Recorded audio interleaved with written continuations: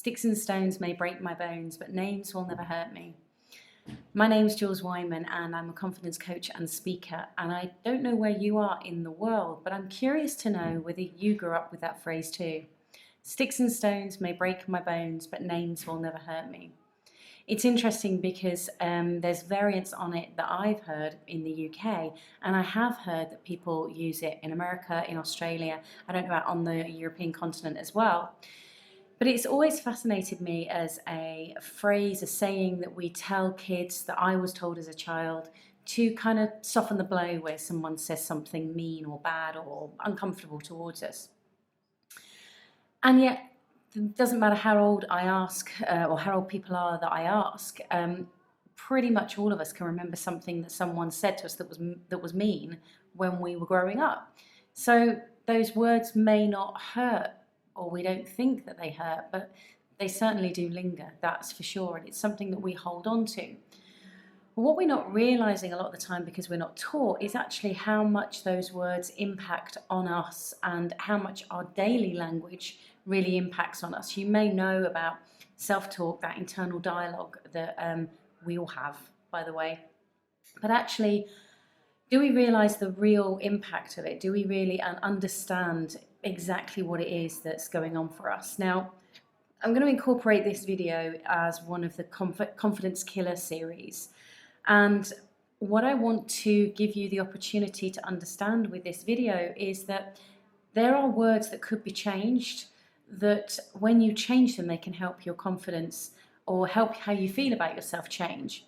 And that if we don't recognize the impact of these words on us, then we're just going to kind of be going along for the ride and not really knowing what's happening to us, and can end up feeling really low or really high and not recognize that actually a big part of that is going to be our language and how that's affecting us. So one of the words that I changed a number of years ago now, and I'm really aware anybody who knows me, who's worked with me, who's been around me any length of time will know that one of those words is the S word of should. Now, when I realized the impact of it, I never felt comfortable with the word, but when I learned actually where the word derives from and its original meaning, I kind of understand why I used to feel conflict with it. I used to feel uneasy, either if it was said to me, you should do this or you shouldn't have done that, or even if I was saying it to myself in here, I shouldn't have done that, or I shouldn't have done it this way, or I should have done it that way. It didn't matter whether it was an external hearing of it or whether it was an internal use of it. I knew it was having an impact. I knew it made me kind of tense up. I knew I didn't feel kind of inspired or motivated by the word. And the more I understood about it, the more I understood why. Because when you take it back to its Latin derivation, should actually means, sorry, not its Latin derivation, that's confidence. I'm so used to talking about confidence. What it actually means, should, is an Anglo-Saxon word. And when you take it back to its original meaning, what it means is, used to mean, it was scold, S-C-O-L-D, and occasionally it had an E on the end. And it was used in that sense of scolding someone or something about what it was meant to have done or not done. And to me, that just made sense as to why I was feeling that tension around that word. And the word should really is a confidence killer, because it impacts and can end up with us feeling restricted about what is happening for us and how we are interacting with ourselves and the world even. So my offering for you is to recognize that the word should is a confidence killer. And like all of the other confidence killers that are in this series, if the more that you can understand them, the more that you can get to grips with what they are, spotting them, and then looking to make a confidence grower as opposed to a confidence killer, then that's going to help you start to feel even more confident, comfortable, and reassured and resilient within yourself.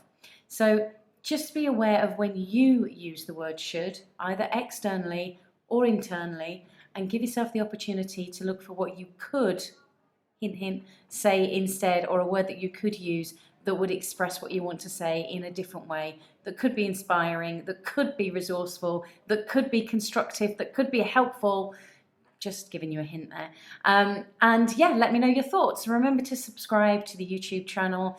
Come over to Facebook as well. I'm quite often doing Facebook live broadcasts. So make sure you find me on Facebook, Jules Wyman dash the Confidence Garden, and come on over. Come on into the world of confidence. It's such a wonderful, joyous, calm, and resourceful place to be. And I look forward to meeting you and hearing your questions on confidence.